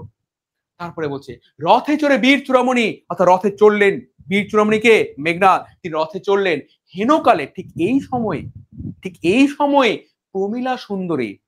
হ্যাঁ, এখানে একটু বলে রাখি, এই প্রমীলা সুন্দরী অর্থাৎ মেঘনাদের স্ত্রী, এই কাহিনী কিন্তু মূল রামায়ণে নেই, অর্থাৎ মূল রামায়ণে কিন্তু ওই মেঘনাদের কিন্তু স্ত্রীর কথা নেই, ঠিক আছে। অর্থাৎ বাল্মীকি প্রণীত রামায়ণে কিন্তু মেঘনাদের স্ত্রীর কথা নেই, এটা কিন্তু মেঘনাদ অর্থাৎ মাইকেল মধুসূদন দত্ত তিনি কিন্তু এখানে মেঘনাদের স্ত্রী রূপে প্রমীলাকে এঁকেছেন। দেখো তিনি কি বলছেন, পতি চলে যাচ্ছে কোথায়, যুদ্ধে আছে। হ্যাঁ, সেই সময় তোমার পতির সঙ্গে তাহলে স্ত্রীও ছিল, হ্যাঁ ছিল, কারণ তিনি তো হচ্ছে যুবরাজ, তিনি নর্তকীদের সঙ্গে আমোদ প্রমোদে ব্যস্ত, কিন্তু স্ত্রী থাকবে না এমনটা কোনো ব্যাপার নয়, স্ত্রীও ছিল সঙ্গে, সেই কারণে। তাই বলছে যখন মেঘনাদ চলে যাচ্ছে যুদ্ধে যাওয়ার জন্য, হাজার হোক পতি একটা যুদ্ধে যাচ্ছে, আর কোন যুদ্ধ, যে যুদ্ধ কাল সমর, মানে যে যুদ্ধে মৃত্যু অবসম্ভাবী, কারণ রামকে বিশ্বাস নেই, সে হচ্ছে মায়াবী মানব, না জানি এবার হয়তো আমার স্বামীকেই না মেরে ফেলে। তাই প্রমীলা কিন্তু আর পাঁচটি সাধারণ নারীর মতো তারও মনে, হ্যাঁ যদিও প্রমীলা সাধারণ নারী নয়, আমরা যদি প্রমীলার চরিত্র বিশ্লেষণ করি প্রমীলা সাধারণ নারী নয়, কিন্তু এইখানে তার মধ্যে একটুখানি নারীত্ব প্রেম বজায় থেকেছে, আর সেই প্রেমেই তিনি কিন্তু সঙ্গে সঙ্গে সে স্বামীর করযুগ অর্থাৎ হাত চেপে ধরলেন। ধরে কি বলছে, বলছে হেনকালে প্রমীলা সুন্দরী অর্থাৎ মেঘনাদের স্ত্রী, এটা মনে রাখবে, প্রমীলা সুন্দরীকে মেঘনাদের স্ত্রী, ঠিক আছে। ধরি পতি করযুগ অর্থাৎ তার স্ত্রী এসে পতির কর চেপে ধরলো। দেখো এই পতির হাতকে চেপে ধরাকে কবি মাইকেল কিভাবে দেখো তুলনা দিয়েছে, যে হায়রে যেমতি হেমলতা আলিঙ্গে তরুকুলের স্বরে, বলছে হাইরে যেভাবে একটা ধরো গাছ, ঠিক আছে, একটা গাছকে, হ্যাঁ, যেভাবে ওই যে বিভিন্ন লতাগুলো, লতানো গাছগুলো যেভাবে তোমার আকৃষ্ট করে না, বুঝতে পারো তো, যেভাবে লতানো গাছগুলো যেভাবে আকৃষ্ট করে, ঠিক সেইভাবে কি করেছে, সেইভাবে যেন পতিকে যেন চেপে, অর্থাৎ এখানে একটু কবি একটু অতি বর্ণনা দিয়েছেন এখানে, যে প্রমীলার সেই স্বামীর হাতটা চেপে ধরাকে তিনি তো সাধারণভাবে দেখাতে পারেন না, কারণ এখানে নায়কের স্ত্রীকে দেখাচ্ছে। তাই বলছে যে হাইরে যেমতি হেমলতা মানে কি স্বর্ণলতা, হেমলতা মানে মানে হেম মানে স্বর্ণ, তাহলে স্বর্ণলতা গাছ তোমরা তো অনেকে দেখেছো, স্বর্ণলতা মানে যে গাছগুলো কিন্তু পরজীবী হয়, এরা কিন্তু অন্য গাছকে আশ্রয় করে উপরে ওঠে। তাই বলছে যেরকম ভাবে হেমলতা আলিঙ্গয়ে তরু কুলেশ্বর অর্থাৎ বড় গাছকে, এই যে তরু কুলেশ্বরকে বড় গাছকে আলিঙ্গন করে যেভাবে ধরে থাকে, ঠিক সেইভাবে কিন্তু প্রমীলা সে স্বামীর হাত চেপে ধরলেন। ধরে কি বলছে, কহিলা কাঁদিয়া ধনী, ধনী মানে কিন্তু মেয়ে, ঠিক আছে, ধনী মানে কি বললাম, ধনী মানে মেয়ে, ঠিক আছে, কহিলা কাঁদিয়া ধনী। এবার তোমরা যেটা গান শুনি, সোহাগ চাঁদ বদনী ধনী নাচো তো দেখি, তাহলে দেখো এখানে কিন্তু ধনী কথা ছিল, তাহলে ধনী মানে কি সোহাগ চাঁদ বদনী ধনী, অর্থাৎ বদনে চাঁদ বদন মেয়ে, সোহাগ চাঁদ বদন মেয়ে তুমি নাচো তো দেখি। তাই বলছে যে কহিলা কাঁদিয়া, তাহলে ধনী মানে মেয়ে, ধনী শব্দ তিনটা আছে, ধ নয় সে ধনী মানে মেয়ে, ধ নয় দীর্ঘি ধনী মানে হচ্ছে ধ, এই ধনী মানে হচ্ছে বড় লোক, ঠিক আছে, আর একটা ধ্বনি আছে ধ নয় সেই ধ্বনি মানে হচ্ছে শব্দ, আমরা যেটা বর্ণমালা বা সরি আমরা ব্যাকরণে যেটা পড়ি ধ্বনি শব্দ, বোঝা গেল। তাই কি বলছে, বলছে যে কহিলা কাঁদিয়া ধ্বনি, অর্থাৎ সেই প্রমীলা বলছে, বলছে কোথা প্রাণ শখে রাখিয়ে দাসীরে কহ চলিলা আপনি, বলছে ওহে স্বামী তুমি এই দাসীকে দেখো, প্রমীলা কিন্তু নিজেকে স্ত্রী বলছে না, আগেকার দিনের মানে নারীদের এটাই ছিল কি স্বামীর প্রতি নিজের একটা প্রেম নিবেদন, নিজেকে স্বামীর কাছে ছোট রূপে দেখানো, যে তোমার কাছে আমি দাসী রূপী, এই দাসীকে রেখে এই অধমকে রেখে তুমি কোথায় চলে যাচ্ছ, কহ স্বামী তুমি কোথায় চলে যাচ্ছ, এই অধমের কি হবে, বলছে যে কোথা প্রাণ শখে রাখিয়ে দাসীরে চলিলা আপনি, কেমনে ধরিব প্রাণ তোমার বিরহে অভাগী, অর্থাৎ তোমাকে ছাড়া তোমার বিরহে কিভাবে অভাগী নিজের প্রাণকে ধরে রাখবে, নিজে জীবিত থাকবে, তুমি চলে গেলে এই অভাগী কিভাবে জীবিত থাকবে আমাকে বলে যাও। নাথ তারপরে সেটা উদাহরণ দিচ্ছে যে নাথ গহন কাননে অর্থাৎ গহীন বনে ব্রততে বাঁধিলে সাধে করি পথ, বলছে গহীন বনে কোন ব্রততে মানে কি, এই যে লতানো গাছগুলো, ঘাসগুলো, লতানো ঘাস যেগুলো মাটিতে ছড়িয়ে থাকে, বলছে ব্রততে বাঁধিলে সাধে করি পথ, যদি তার রঙ্গরসে মন না দিয়া মাতঙ্গ যায় চলে, এই মাতঙ্গ মানে কি হাতি, অর্থাৎ বলছে যে নাথ দেখো তো গহীন বনে যখন হাতি চলে যায়, তার পায়ে যখন বিভিন্ন গাছপালাগুলো যখন পেঁচিয়ে ধরে, হাতি কি সেই গাছপালাগুলো ছাড়িয়ে দেওয়ার চেষ্টা করে, কারণ ওই গাছপালা তার গতিকে কখনো আটকাতে পারে না, কারণ অত বড় শরীরের একটা অধিকারী প্রাণী, তার কাছে সামান্য তরু সামান্য ঘাস জাতীয় উদ্ভিদ সেগুলো কি তার বাধা তাকে কি আটকাতে পারে, তার গতিকে কি সামান্যতম কি স্লো করতে পারে না, ওগুলো তার কাছে কোনো ম্যাটারে নয়, ওই সামান্য ব্রততি সামান্য ঘাস লতা ওগুলো হাতির কাছে কোনো ম্যাটার নয়, তাই ওগুলোকে পায়ে জড়িয়ে নিয়েই সে হাতি চলে যায়। তাই বলছে যে তবু তারে রাখে পদাশ্রয়ে যুথনাথ, অর্থাৎ তবু তাকে হাতির নিজের পায়েই রাখে, তাকে তো ফেলে দেয় না। তাই বলছে তবে কেন তুমি গুণনিধি তেজ কিঙ্করি রাজি, অর্থাৎ বলছে যে দেখো একটা হাতি, হাতি বনপথে চলার সময় তার পায়ে যদি কোনো ঘাস জড়িয়ে ধরে, হাতি সেই ঘাসকে কিন্তু ছাড়িয়ে দেয় না, তাকে সঙ্গে নিয়ে চলে যায়, তার দিকে মন দেয় না, কি ধরলো পায়ে। তাই তুমি তুমি তোমার স্ত্রীকে কেন রেখে যাচ্ছ, তোমার স্ত্রী তো তোমার পায়েই থাকতে চায়। বুঝতে কি সুন্দর বর্ণনা দিয়েছে না, যে একটা হাতি যদি যদি পারে তার সে বনপথে চলার সময় সেই লতাগুলোকে সঙ্গে নিয়ে যেতে, তুমি কেন তোমার স্ত্রীকে রেখে যাচ্ছ? তুমি আমার সঙ্গে নিয়ে যাবে না স্বামী? তাই বলছে যে ত্যাজ কিঙ্কর, তো তুমি কেন আজকে ত্যাগ করছো? এই কিঙ্করি মানে দাসী, এখানে আবারও সে দেখো কি বলছে, দাসী। এই কিঙ্করিকে তুমি কেন ত্যাগ করছো? বলো আমাকে কেন ত্যাগ করছো? আমি তো তোমার সঙ্গে যেতে চাই। তারপর দেখো কি বলছে, হাসি উত্তর এলে মেঘনাথ। দেখো এখানে কিন্তু মেঘনাথ তার প্রতি সত্তার একটা পরিচয় দিয়েছে। মেঘনাথ তো পারতো, এই ছাড়ো তুমি এখন, বিরক্ত করা, যুদ্ধে যাচ্ছে এখন, এমনি টেনশন আছে মাথায়, ভাই আমার মারা গেছে, পিতা আমার দিকে অসহায়। কিন্তু না, এখানে স্বামীর একটা গুণ তিনি বজায় রেখেছেন। তাই স্ত্রীকে কিভাবে উত্তর দিতে হয়, কিভাবে বুঝাতে হয়, স্ত্রীর প্রতি মাথা গরম করতে হয় না। স্ত্রীরা ভালোবাসার পাত্রী, তাদেরকে রাগ নয়, তাদেরকে ভালোবাসা দাও, তারা ভালোবাসায় জয় পাবে, তারা ভালোবাসায় জয়ী হবে। তাই বলছে যে ইন্দ্রজিতে জিতে তুমি সতী, অর্থাৎ মেঘনাথ কি বলছে, বলছে ওহে সতী, ইন্দ্রজিতে জিতি তুমি সতী, বেঁধেছ যে দৃঢ় বাঁধে, কে পারে খুলিতে সে বাঁধে। এই কথাটা দেখো একটু মানে বোঝো, যে ইন্দ্রজিতে জিতি তুমি সতী, অর্থাৎ আমি ইন্দ্রজিৎকে জয় করেছি।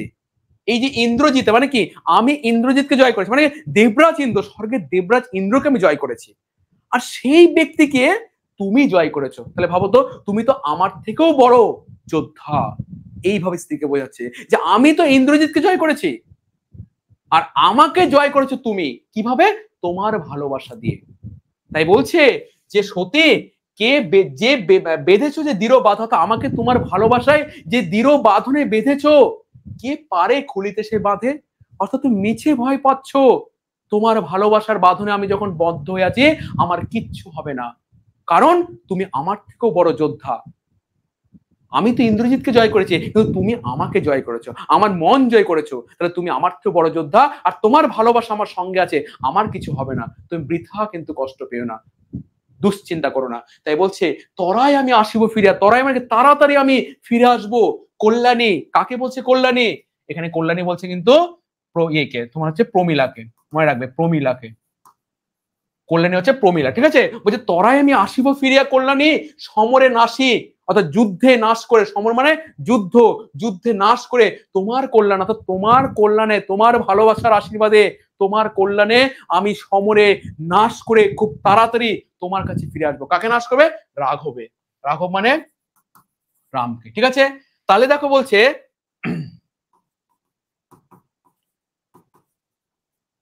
তাই কি বলছে, যে তোমাকে তোমার ভালোবাসার আশীর্বাদে, তোমার ভালোবাসার বাঁধনে আমাকে যে বেঁধেছো, এই বাঁধন কেউ খুলতে পারবে না, আমার কিচ্ছু হবে না, আমি খুব তাড়াতাড়ি রাঘবকে বধ করে আমি ফিরে আসবো। বিদায় এবে দেহ বিধুমুখী, তাহলে এবার বিদায় দাও। বিধুমুখী কাকে বলছে? এই বিধুমুখী, বিধু মানে কি, শব্দটা মানে হচ্ছে বিধু, বিধু মানে কি চাঁদ, ঠিক আছে, বিধু মানে চাঁদ, আর মুখী মানে হচ্ছে কি, মানে চাঁদের মতো মুখ যে নারীর, মুখ যে,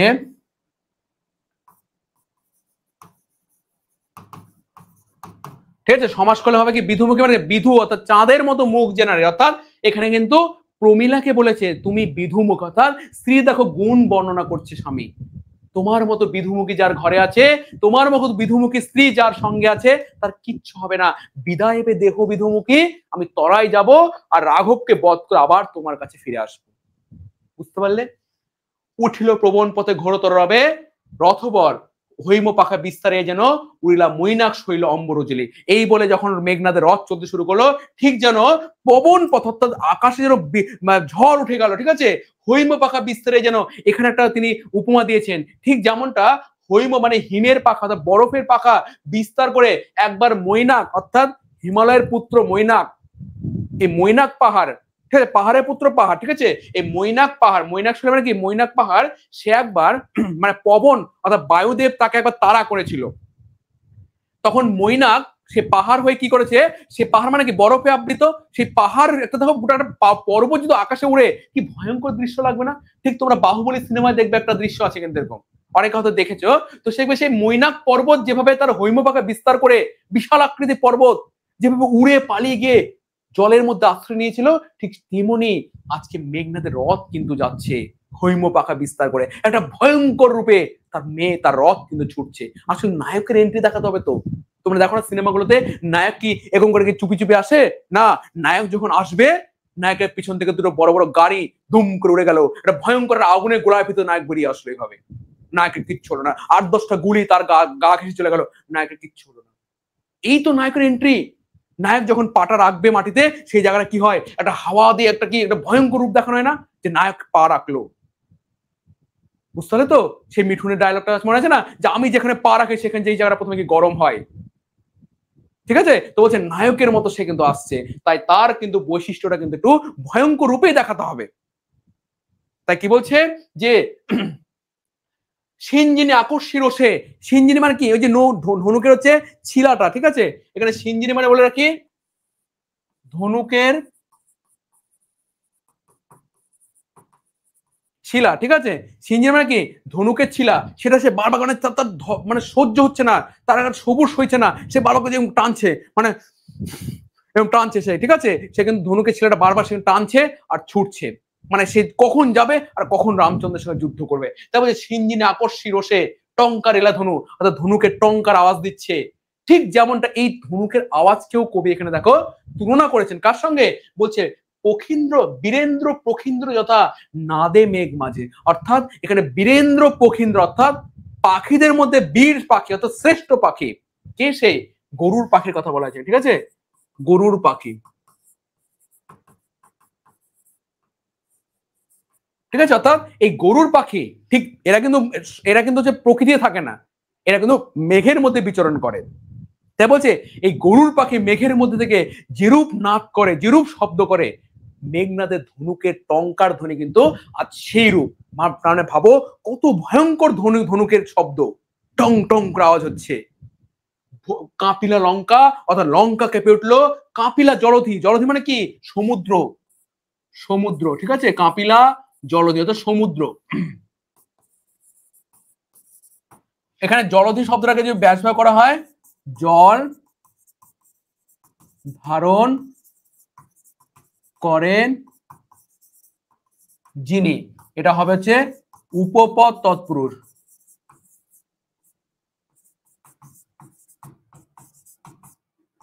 ঠিক আছে, উপপদ তৎপুরুষ। তাহলে দেখো জলধ হচ্ছে সমুদ্র, সমুদ্র কেঁপে উঠছে, লঙ্কার পাশে সমুদ্র, আমাদের ভারত মহাসাগর, সেই সমুদ্র কেঁপে উঠছে। সাজিসের আপনেরা বীর, অর্থাৎ এই পরের অংশটা আমি পরদিন করাবো, আজকে এইটুকুই থাকবে, ঠিক আছে। গলার অবস্থা সত্যি খারাপ। তাহলে কাপিলা লঙ্কা, কাপিলা জল, অর্থাৎ লঙ্কা কেঁপে উঠলো, জলধি কেঁপে উঠলো। এইভাবে কিন্তু মেঘনাদ এবার রাবণের কাছে অর্থাৎ পিতার কাছে আসবে। এর পরবর্তী অংশটা আমরা দ্বিতীয় ক্লাসে পড়বো, ঠিক আছে। তাহলে আজকে এটুকুই থাক। এবার তোমাদের একটুখানি মন্তব্য শুনি যে কার কিরকম মনে হলো, ঠিক আছে। আজকে আর পড়াতে পারছি না, ঠিক আছে। এর পরবর্তী অংশটা আর একটু আছে, এটা পরদিন পড়িয়ে দেবো, কেমন? বলো তোমাদের কিছু প্রশ্ন। আশা করি বোধহয় তোমাদের আজকে কবিতার লাইনগুলো একটু হলেও মানে মনে হচ্ছে যে বুঝতে পেরেছো। মানে এবার যে কোনো প্রশ্ন আসে হয়তো বা তোমাদের আর অসুবিধার কথা নয়, যদিও অসুবিধা হয় কোনো লাইন নিয়ে আমি আবারও আলোচনা করে দিব। তোমাদের যতক্ষণ না তোমাদের পুরোপুরি লাইনগুলো সম্বন্ধে ক্লিয়ার ধারণা হচ্ছে আমি ততক্ষণ তোমাদের সঙ্গে আলোচনা করব, ঠিক আছে। ঠিক আছে, তাহলে সবাই ভালো থেকো। হ্যাঁ, আর কালকে এর পরের ক্লাসটা আশা রাখছি, এর পরের ক্লাসটা বুধবার, তো সেদিন না হয় এটাই করিয়ে দিই। যদিও আমি রুটিন করে দিচ্ছি বুধবার আর শনিবার প্র্যাকটিস সেট করাবো, তাহলে যেহেতু এটা শুরু করেছি তাহলে এটাই শেষ করি, বোধহয় সেটাই ভালো হবে, তাই না? তাহলে একটা ইন্টারেস্ট থাকবে, করানোর পর না হয় প্র্যাকটিস সেট করানো হবে, ঠিক আছে। আর এরপরে আমি বলেছি যে রচনা সংলাপ এগুলো আবারও তোমাদের একবার সামনে আমি লিখে দিব, ঠিক আছে। তোমরা অনেকেই বলছো রচনা পাইনি স্যার, সংলাপ কি করব। হ্যাঁ, আমি ওগুলো লিখে দিব, আর সঙ্গে যেভাবে প্র্যাকটিস সেট করছি সেটা করবো, ঠিক আছে। তো এর পরের ক্লাসে তোমাদের হচ্ছে আমি কিন্তু এই কবিতাটাই পড়াবো, তাই সবাই এর পরবর্তী অংশটা জানার জন্য বা একটু বোঝার জন্য তোমরা পরবর্তী ক্লাসটাতে অবশ্যই জয়েন হয়ে যাও। তো আজকের মধ্যে এখানেই বাই, সবাই ভালো থেকো, পড়াশোনার মধ্যে থাকো এবং নিজের শরীরে যত্ন রেখো, কেমন?